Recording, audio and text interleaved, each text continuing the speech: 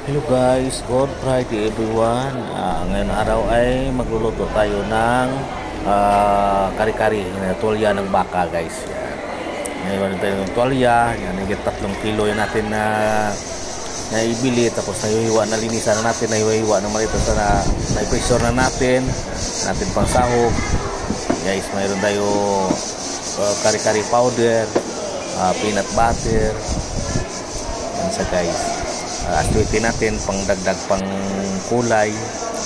Nabili na puso ng saging, pitsay, talong, saka sitaw guys. Yan natin gawin na kari-kari ngayong araw. Yan. Atin na muna linisan at saka gayatin na pang tamtamang size yan. Nagagayat na natin yung ating gulay guys.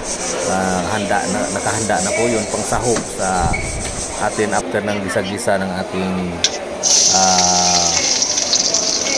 tuwalya ng baka. And guys, magsimula na tayo guys. Samahan niyo ako guys. Samahan niyo ako gisa-gisa tayo ng tuwalya ng baka. Magluto tayo ng kari-kari. And guys, kasanayan na ginagawa natin. Gisa-gisa natin bawang, sibuyas. Yan lang natin kasanayan ginagawa sa kung ano mga nilulutuin natin guys. Yan. So nandyan po sa video, huwag kalimutan comment and share para malaman kung saan nakarating yung aking video, at saka ma-update kayo sa susunod natin na mga menu guys. Sa mga mahilig magluto dyan, may konting idea kayo na makukuha. Yan guys, sa mga mahilig sa kusina. Yan. Natin sa gisa ng sibuyas at saka bawang. Ilagay na natin ang ating pinalambot na tuwalya ng baka guys. Yan. Nakaiwa ng medyo maliit lang siya para hindi naman pangit tingnan pagka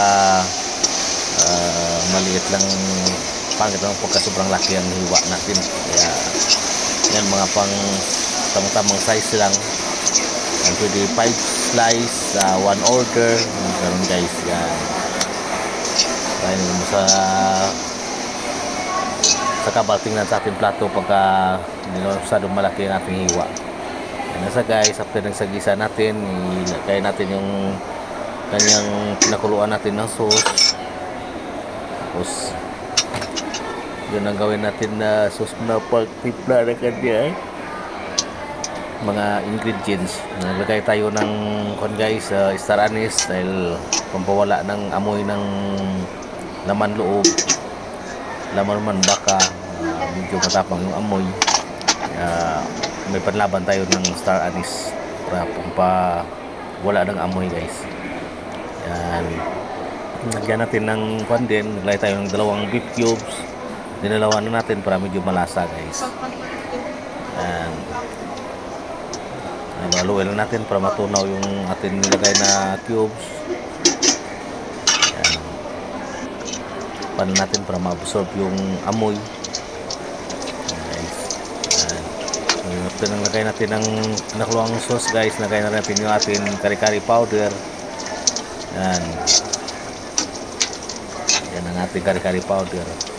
Dahil hindi sapat yung isang kari-kari powder yan guys, hindi palasa ng gusto at saka pampakulay ng ating niluluto na tuwalya, dahil nga sobrang dami siguro ng tuwalya natin niluluto. Yan, mag-additional na lang tayo ng aswiti dyan mamaya at saka peanut butter pandagdag linamnam. Yan na sa guys. Yan ang ating nag-add na tayo ng aswiti dyan guys.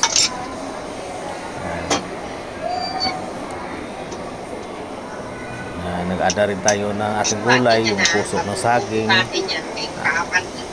Iniwa natin kasi medyo matagal yun maluto, kaya yun muna natin ilubog. Takpan na natin guys. Yan, abangan na lang nyo guys ang ating guys, nagkwadra tayo, nagtawag nito, nagkutaw pala tayo ng peanut butter guys, kasi hindi natin mahalo-halo dahil nga punong-puno yung ating lagayan. Ginawa natin kumuha tayo ng sauce at saka tunawin sa mangkok ang guys, ang peanut butter natin, yung additional na peanut butter natin guys. Ayan, kasi mahirap mahaluin kasi punong-puno ang lagayan, maliit yung lagayan natin guys. Ayan.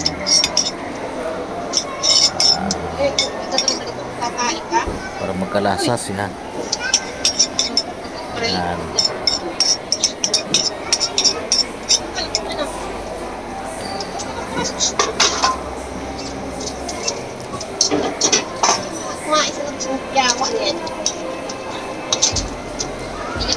Ayan, pinanghalo-halo lang. Para hindi masyadong masugasog ang ating gulay, dandahan ang natin ng paghahalo. Guys.